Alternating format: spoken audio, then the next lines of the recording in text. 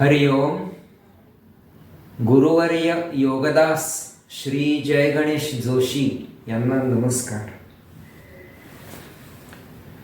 आजचा आपला विषय आहे भक्ती. भक्ती म्हणजे नेमकं काय?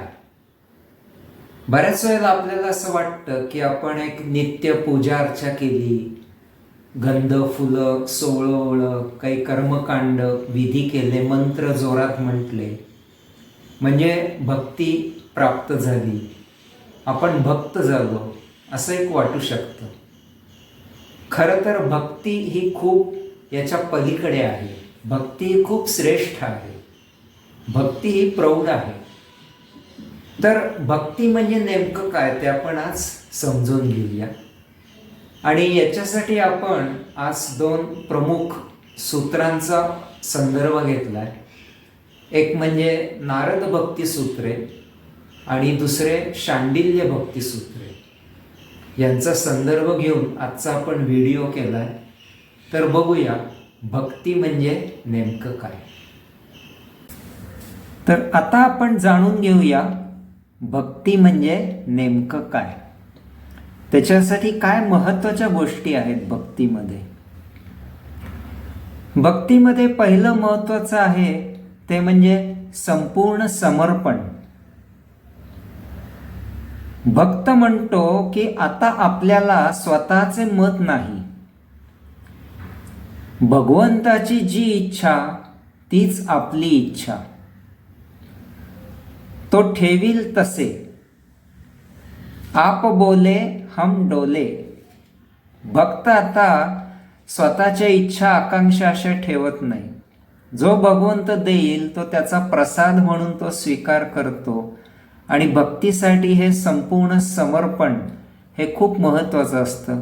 सर्वस्व झोकून त्याच्याशी एकरूप होणे. दुसरं आहे सत्संग. सत्संग महिमा आगाध आहे. साधू संत सत्पुरुष यांचा संग करावा म्हणजे त्यांची भक्ती आपल्यातही उतरते. भक्ती कॉन्टेजियस आहे किंवा इंड्युस्ड मॅग्नेटिझम जसं असतं. मॅग्नेटच्या भोवती लोखंड ठेवलं तर त्याच्यात लोखंडातही मॅग्नेटचे गुणधर्म येतात. तसं सत्संग महिमानी आपली भक्ती वृद्धिंगत होते. सद्गुरूंच्या प्रवचनात आपल्या शंका दूर होतात. हा सत्संग महिमा आहे. हे भक्ती महात्म्य आहे. म्हणून भक्ती प्राप्त होण्यासाठी सत्संगाला खूप महत्त्व आहे असं शांडिल्य ऋषी म्हणतात. दुसरं आहे प्रसाद. भक्ती शिकता येत नाही की शिकविता येत नाही. ज्याची त्यालाच प्राप्त करावी लागते तो परमात्म्याचा प्रसाद असतो. भक्तीचा रस अंतःकरणात उतरणे हा भगवंत श्रींचा प्रसाद असतो. पुढचं महत्त्वाचं म्हणजे अनन्यता. परमात्म्याविषयी अनन्यता. भक्त म्हणतो की आता मला भगवंताशिवाय अन्य काहीही नको. बस भगवंत एके भगवंत, भगवंत दुने भगवंत, मला दुसरा विषय नको. हनुमानाला जेव्हा हिरे दिले तेव्हा त्यांनी ते फोडून फेकून दिले. म्हणला ज्यात राम नाही ते मला काहीही नको. तसं भक्तीसाठी अनन्यता खूप महत्त्वाची असते. पुढचं महत्त्वाचं म्हणजे भक्ती ही पुरुषोत्तमाचीच असते. हे खूप महत्त्वाचं आहे. समजायला थोडं कठीण जातं. इतर साधू महाराज स्वामी यांची भक्ती केली तर ती परमभक्ती नाही आहे. पुरुषोत्तमाची आत्मपरब्रह्म पुरुषोत्तमाची भक्ती हीच परमभक्ती आहे. बाकी सर्व भक्ती या दुय्यम आहेत, या गौण आहेत. म्हणजे अजून त्यांना थोडासा पुढचा प्रवास करायचा आहे हे सिद्ध होतं. गीतेतही योगेश्वर श्रीकृष्ण म्हणतात 9व्या अध्यायात 25वा श्लोक की जे देवदेवतांचे पूजन करतात त्यांना देवदेवता प्राप्त होतात. जे पितरांचे पूजन करतात त्यांना पितर प्राप्त होतात. परंतु जे माझी पूजा करतात त्यांना मी प्राप्त होतो. 52व्या श्लोकातही शांडिल्य ऋषी म्हणतात की श्रीकृष्ण हा देहरूपी असला तरी त्याचे मोजमाप देहाच्या दृश्य रूपात करू नये. त्याच्या अवताराबद्दल शंका घेऊ नये. तो पूर्णावतारी आहे. म्हणजे श्रीकृष्णाची भक्ती ही सुद्धा आत्मपरब्रह्म पुरुषोत्तमाचीच भक्ती समजली जाते. म्हणून भक्ती जी आहे ही पुरुषोत्तमाचीच आहे. इतर भक्ती स्वामी महाराज देवदेवता यांची भक्ती गौण समजली जाते. अजून त्यांना बराच पुढचा पल्ला गाठायचा आहे. एकांत, भक्तीचा रस अंतःकरणात उतरण्यासाठी एकांत पण खूप आवश्यक आहे. पराभक्तीसाठी हा एकांत आवश्यक आहे. जनसमुदायात कितीही कथा, प्रवचन, कीर्तन, मोठ्यांना मंत्र, आरती म्हणले तरी सुद्धा या प्राथमिक स्टेजेस आहेत. ही गौण भक्ती आहे. अजून भरपूर पुढे मजल मारायची आहे. म्हणून भक्ती प्राप्त होण्यासाठी एकांत साधणे तसं खूप आवश्यक आहे. कारण आपल्याला पुढे स्वस्वरूपावस्था प्राप्त करायची आहे. म्हणून भक्तांनी एकांतामध्ये राहणं. तुकाराम महाराज सुद्धा भंडारा डोंगरावर दूर जाऊन नामसाधना करत होते. भक्तीसाठी एकांतही खूप महत्वाचे आहे. पुढचं आहे तृप्ती.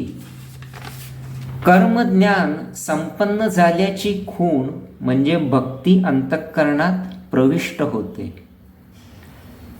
भक्ती प्राप्त झाली की भक्ताला तृप्ती येते. कारण आता एका भगवंताशिवाय दुसरे प्राप्त करायचे काही राहिलेच नाही. जे मिळवायचे ते सर्वश्रेष्ठ मिळवले. त्याच्यामुळे भक्त आनंदात मजेत असतो, तृप्त असतो. जो भगवंतापासून विभक्त नाही तोच भक्त. भक्ताला एक क्षणभरही त्या भगवंताचा विरह सहन होत नाही. म्हणून तो विभक्त असतो. जसं गोपगोपींना कृष्णाचा विरह अजिबात सहन होत नव्हता. मुरलीचा नुसता आवाज जरी आला तरी गोपगोपी तिथे धावत सुटायच्या. उठता बसता खाता निजता भक्ताला सतत त्याचेच स्मरण असते. एक क्षणभरही त्याचा विरह त्याला सहन होत नाही. नंतर आहे अहंकार रहित. भक्त कधी वाद घालत नाही. तसाच तो त्याच्या सिद्धांतापासूनही दूर जात नाही. आपल्या मताचा कुणी आदर करावा किंवा इतरांनी त्याप्रमाणे आचरण करावे असा कधीही भक्त हट्ट करत नाही. आपली श्रेष्ठता, ज्ञान, धर्म, कुळ, स्वतःचे व्यक्तिमत्व हे सर्व तो भक्तीमध्ये विरघळून गेलेला असतो. मग त्याला कसला अहंकार आणि कसला ताठा. तो अहंकार रहित असतो. निरोधावस्था, जोवर अजून भौतिकात चव आहे, मोठेपणा, धनदौलत, प्रसिद्धी, प्रतिष्ठा, यात जोवर चव आहे तोवर भक्ती यात प्रविष्ट करू शकत नाही. आणि जरी आपल्या संचितांनी वैभव प्राप्त झाले तरी असा भक्त हा श्रीमंत योगी असतो. तो त्याचा उपभोग घेत नाही. छत्रपती शिवाजी महाराज, राजा जनक ही याची उत्तम उदाहरणे आहेत. भक्ताला एक टोकाची श्रद्धा, प्रीती, प्रेम असतं भगवंताबद्दल. मीरेनी कृष्णावर प्रेम केलं, सर्वस्व झोकून दिलं त्याच्यासाठी. आणि भक्तीसाठी हे भगवंतावर प्रेम, प्रीती, एक टोकाची श्रद्धा हे खूप महत्वाचे आहे. भक्त 12 महिने 24 तास हा भक्तच असतो. असं होत नाही की चला सकाळी मी आता 2 तास पूजा केली, संध्याकाळी पण 1 तास जप, माझी भक्ती झाली. नाही, तसं होत नाही. भक्ती ही 12 महिने 24 तास त्याचा रस आत स्त्रवत असतो. सदा त्यातची रंगला. म्हणून भक्त हा सदा 12 महिने 24 तास भक्तच असतो. इथे कुठलं वेळेचं मोजमाप नाही असं.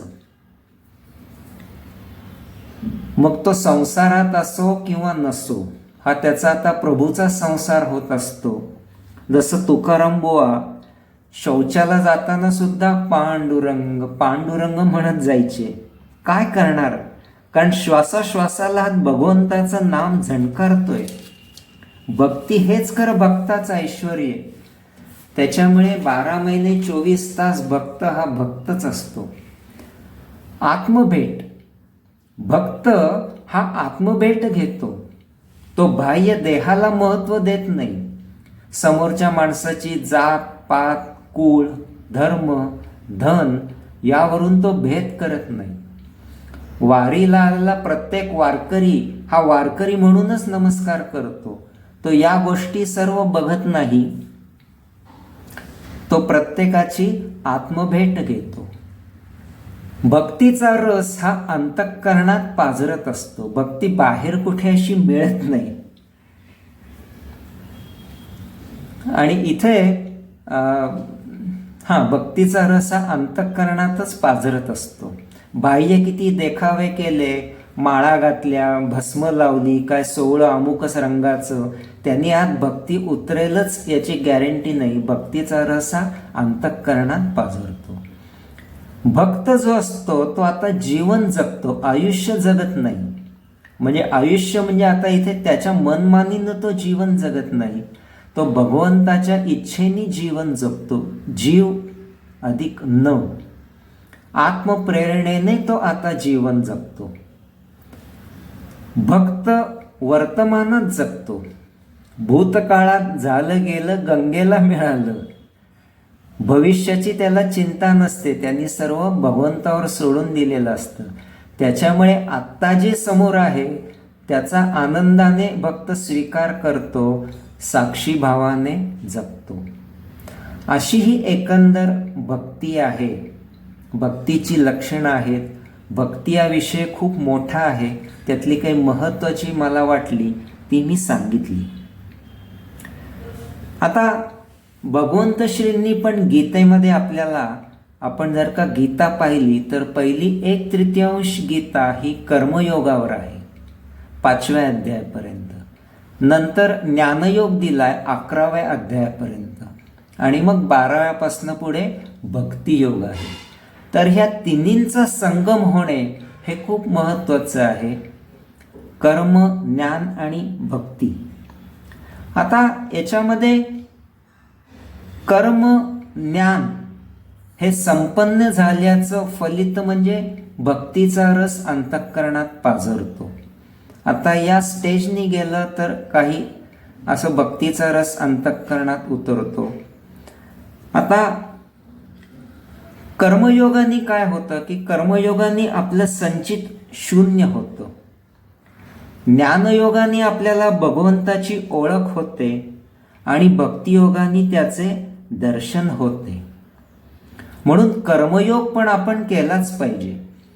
जर का डायरेक्ट नुसतं भक्तीवर आपण गेलं तर कदाचित आपलं संचित अजून शिल्लक असेल तर या नुसत्या मार्गाने त्याला कष्ट दुःख होऊ शकतं. अशी काही उदाहरणं आहेत, मोठ्या संतांची पण आहेत डायरेक्ट भक्ती मार्गाने गेल्यावर.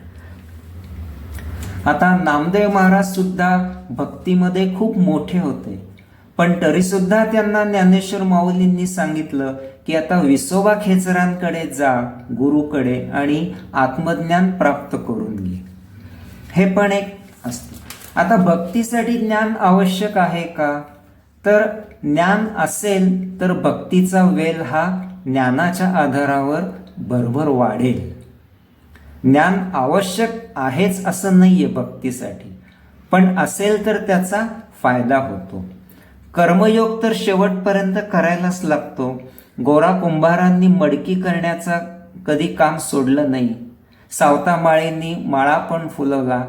संत कबीरांनी जरी कपडे विणलेत, वस्त्र, तरी कर्मयोग सोडला नाही.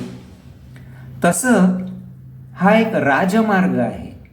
की कर्मयोग आपला, कारण रोज आपल्याला पोटाला खायला तर पाहिजेच आहे, प्रापंचिक संसार तर चालवायलाच पाहिजे, कर्मयोग तर करायलाच पाहिजे एकीकडे, त्याला ज्ञानाची जोड असावी.